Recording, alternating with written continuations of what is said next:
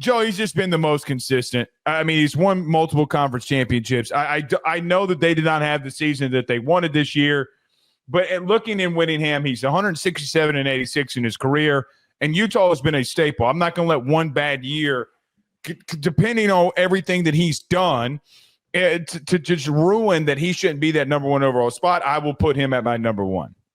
Here's an unexpected fold that we have here for Kyle Whittingham. Did you know he's technically a national championship head coach?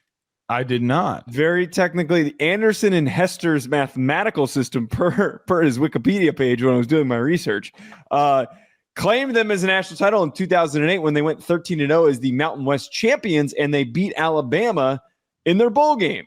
So not actually a national champion. An algorithm determined that they were the national champion. It's just something nice to put in there. Regardless, Kyle Whittingham has been one of the best coaches in the sport, a top 10 coach. Wait a minute. In 2008, Alabama won the national championship outright.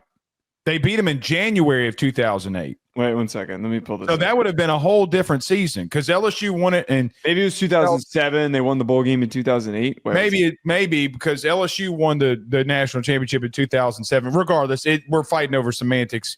Regardless, I did not know that they technically named him a national champion. That's so stupid. Well, but it was one of the resources that before you could actually win a title by competing against somebody, it was one of the outlets that just kept doing it after that they created. So stupid. This says in the 2008 during the 2008 season, they beat Alabama in the Sugar Bowl 31-17. So regardless, okay. Kyle Whittingham, though, has been one of the best coaches in the sport, top 10 for at least the last 10 seasons, 167 and 86 in his entire span with Utah. He's got 7 10-win seasons. He's 11-6 in bowl games. He's got a tremendous bowl record. He's very successful, has a lot of Rose Bowl appearances as well. Additionally, a 2-time Pac-12 champion. I know it feels a little weird pushing a guy like this who's coming from another conference, who's only been in the Big 12 for 1 year, and they had such a bad first year in the conference.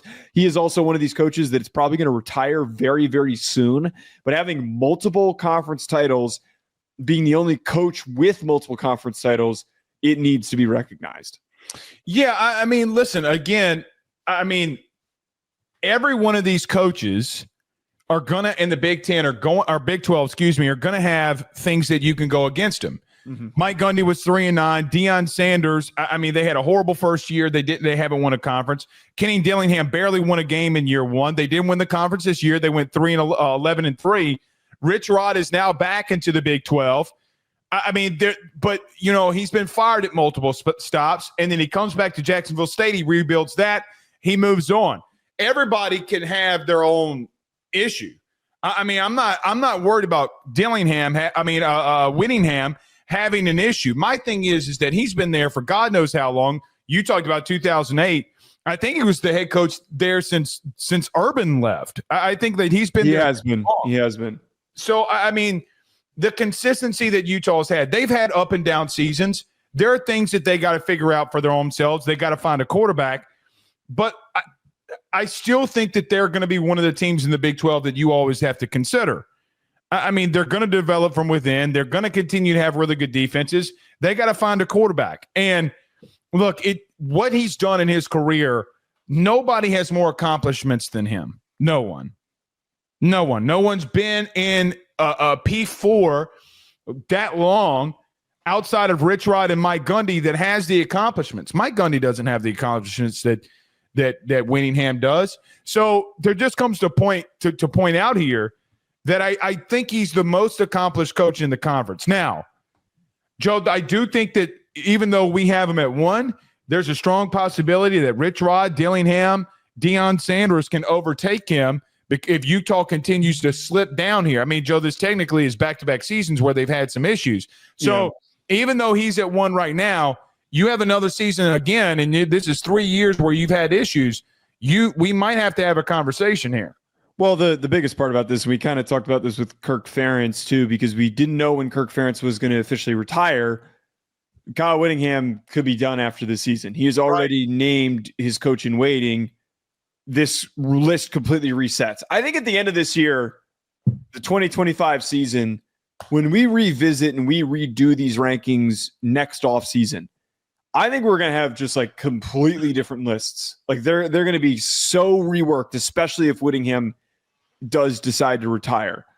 But outside of the downturn, accomplishments, past accomplishments, consistency, player development, guys that he's put out into the NFL, guys that he has produced that have been some of the best in the country at their respected positions.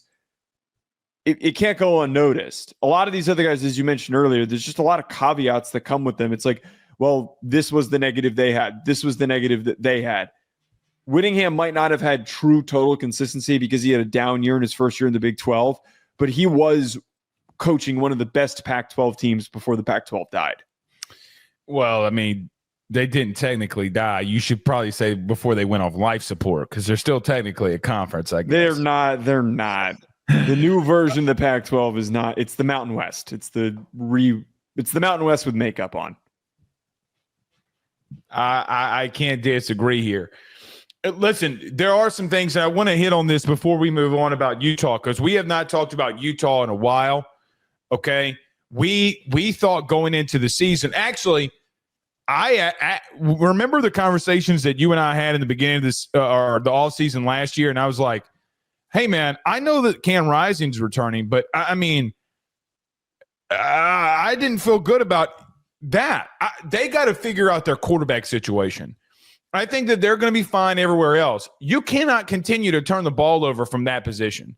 You simply cannot. They got to go find a quarterback, Joe, and that is the bottom line. They're good enough in the run game. They're good enough defensively. They're a really tough football team. But when you can't make decisions at quarterback, that has been their downfall. The problem that I have with them is listen, you are getting into more of a new age, and I do feel like Utah's being a little bit left out here, right? Like I don't see any adjustments to the new age of stuff. So will they adapt is going to be a big thing if Kyle Whittingham does at the end of his season or at the end of his tenure.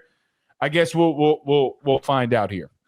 Yeah, and Isaac Wilson, I think, is going to be a big driving force for like what degree of success they have this upcoming season. Like, is he good enough to take that next step? I know that he was a big detraction and he was a bit of a negative as a starter, and he had a lot of mistakes, but he was young, and he did show a lot of bright spots. Like, he did show a lot of what he could be and why he could eventually be a high-level starter for this Utah team. Them being successful really does fall on his shoulders. I think that their biggest problem last year is that they didn't have a contingency plan for Cam Rising. That was what killed them.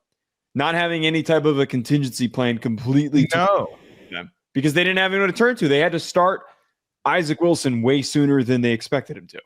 Well, and that could have, in as crazy as this is going to sound, it might have been a good thing. I mean, Cam Rising's not coming back, is he? I mean, I don't think. I mean, the dude's been. He might be. I mean, God knows. But regardless, it wouldn't matter to me. If we talk, no, he's done. He's gone. Yeah, it wouldn't matter to me. You can't play him. It's over. Yeah, like go cut your hair, go to an accounting firm, and just say that you play college football and make money, do commercials, do whatever you got to do. I mean, we'll see, man. But you're right. It is a driving force. By the way, this is going to be a quarterback league. People misunderstand. If you have a really good quarterback in the Big 12, you're going to win it. I mean, just ask Arizona State how it goes. Yeah, they had the best quarterback in the conference last year, and that was what. Well, no, sorry, not besides Shedeur Sanders. Outside of Shedeur Sanders, they had the best quarterback in the conference, and that was why they were able to win it. Long term, I'm still taking Levitt. I mean, Levitt's a better athlete than Shedeur Sanders. I know. So it's not a. It's not. That's what I'm saying. Long term, I'm taking.